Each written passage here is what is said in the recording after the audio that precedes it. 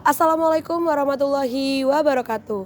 Kami dari kelompok 5 akan menampilkan video mengenai kasus suap hakim dalam vonis bebas terhadap terdakwa kasus pembunuhan yang menghambat integrasi politik.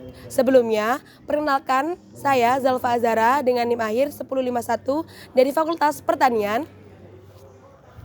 Saya Akmal Ramadan dari Fakultas Farmasi dengan NIM akhir 099. Saya Hoirunisa dengan NIM akhir 037 dari Fakultas Farmasi.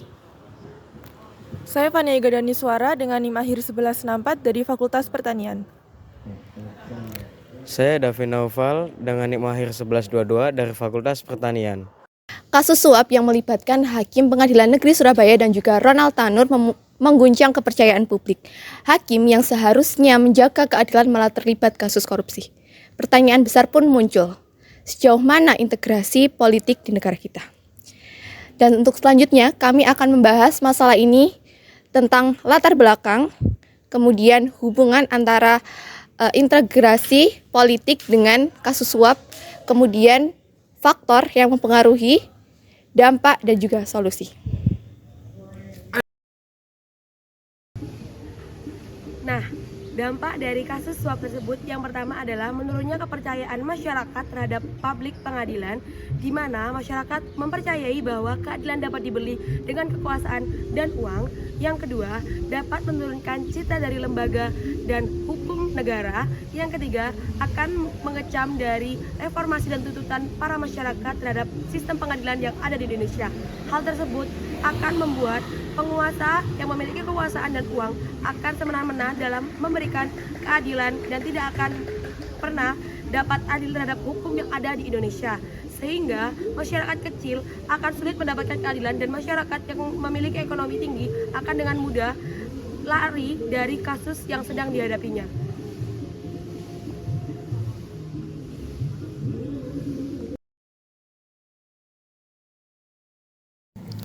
Kasus ini berawal dari tewasnya Dini Sera akibat penganiayaan pacarnya yaitu Ronald Tanur pada tanggal 4 Oktober 2023.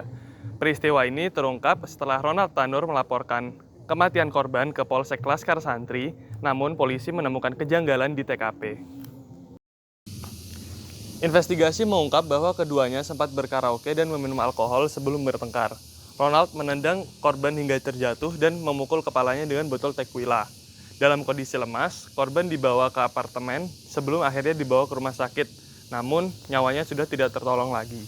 Pada tanggal 19 Maret 2024, Jaksa Penuntut Umum Ahmad Muzaki memvonis Ronald Tanur hukuman 12 tahun penjara serta membayar biaya restitusi kepada keluarga korban sebesar 263,6 juta. Namun, hakim memutuskan untuk menjatuhkan vonis bebas dikarenakan Ronald Tanur belum terbukti secara sah dan hakim menilai bahwa pelaku atau terdakwa masih melakukan pertolongan pertama kepada korban. Atas tindakan tersebut, ketiga hakim didakwa telah menerima suap atas kasus Ronald Tanur. Kasus suap yang melibatkan Ronald Tanur menunjukkan permasalahan kompleks antara korupsi, sistem peradilan, dan juga integrasi politik, di mana hakim yang seharusnya menegakkan hukum malah tunduk kepada orang yang mempunyai kekuasaan politik.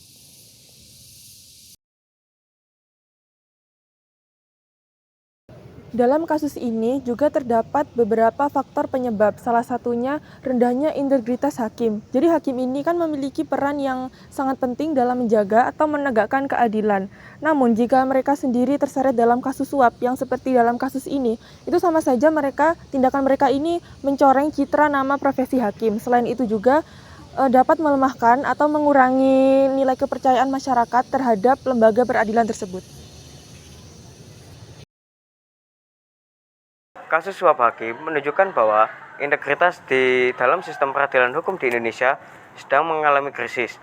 Untuk mengatasi itu, alangkah baiknya pemerintah menegakkan hukum secara tegas dan transparan, di mana aparat hukum yang terlibat dalam kasus suap harus dihukum dan diberikan sanksi secara tegas dan adil, serta sidang-sidang harus didatangi dengan masyarakat agar masyarakat bisa mengetahui adil atau tidaknya sidang tersebut, serta masyarakat juga bisa melakukan pengaduan dengan akses yang mudah dari apa yang mereka lihat dari kasus sidang tersebut.